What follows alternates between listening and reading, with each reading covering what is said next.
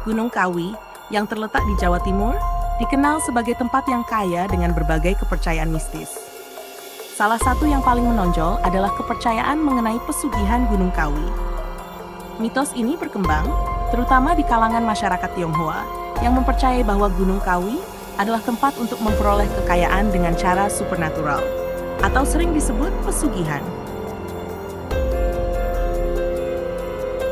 Bagi sebagian masyarakat Tionghoa, Gunung Kawi dianggap sebagai pusat ritual spiritual yang mampu mendatangkan kekayaan besar hingga 7 turunan. Menurut cerita yang berkembang, orang-orang datang ke Gunung Kawi untuk melakukan ritual pesugihan, di mana mereka berdoa kepada roh leluhur atau entitas tertentu yang dipercaya bisa memberikan kekayaan secara instan. Dalam proses pesugihan ini, biasanya dilakukan di depan makam Eyang Jugo dan Raden Mas Iman Sojono, tokoh yang dianggap memiliki kekuatan spiritual. Seseorang yang berhasil melakukan ritual ini akan mendapatkan kekayaan berlimpah dalam waktu singkat. Namun, kekayaan tersebut seringkali dianggap sebagai hasil perjanjian dengan makhluk gaib. Perjanjian ini diyakini mengikat seseorang dan keturunannya, membuat mereka harus melakukan sejumlah ritual tertentu secara berkala agar kekayaan tersebut tetap bertahan. Kepercayaan masyarakat menyatakan bahwa kegagalan menjaga kesepakatan ini dapat mendatangkan malapetaka bagi pelakunya dan keluarganya. Resiko dan pantangan dalam kepercayaan pesugihan. Seperti kebanyakan kepercayaan yang melibatkan kekuatan supranatural, pesugihan di Gunung Kawi juga membawa risiko dan pantangan yang harus diikuti. Beberapa pantangan dan risiko utama dari pesugihan Gunung Kawi adalah 1. Pengorbanan spiritual. Beberapa versi cerita pesugihan menyatakan bahwa seseorang mungkin harus memberikan sesuatu yang berharga, termasuk anggota keluarga, sebagai bentuk pengorbanan. Pengorbanan ini tidak selalu bersifat fisik, tetapi dapat berupa komitmen spiritual yang berat. 2. Keterikatan jangka panjang. Keterlibatan dalam pesugihan biasanya berarti keterikatan spiritual dengan makhluk gaib, yang bisa membawa resiko bagi jiwa seseorang serta keturunan mereka.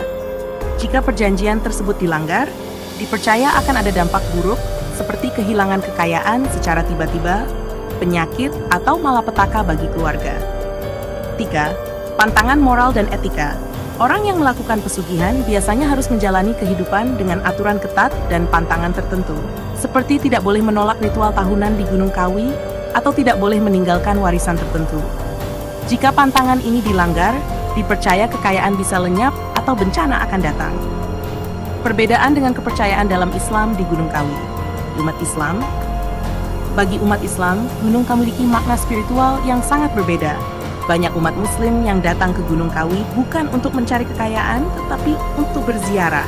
Mereka mengunjungi makam tokoh-tokoh penting seperti Eyang Jugo dan Raden Mas Iman Sojono, sebagai bentuk penghormatan dan pengingat akan kehidupan mereka yang penuh kebajikan. Tempat ziarah di Gunung Kawi.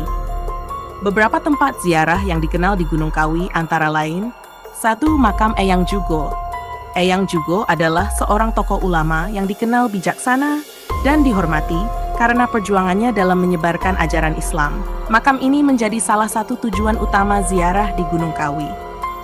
2. Makam Raden Mas Iman Sojono, seorang keturunan bangsawan yang ikut serta dalam perjuangan melawan penjajah dan kemudian dianggap memiliki kekuatan spiritual oleh banyak orang yang berziarah.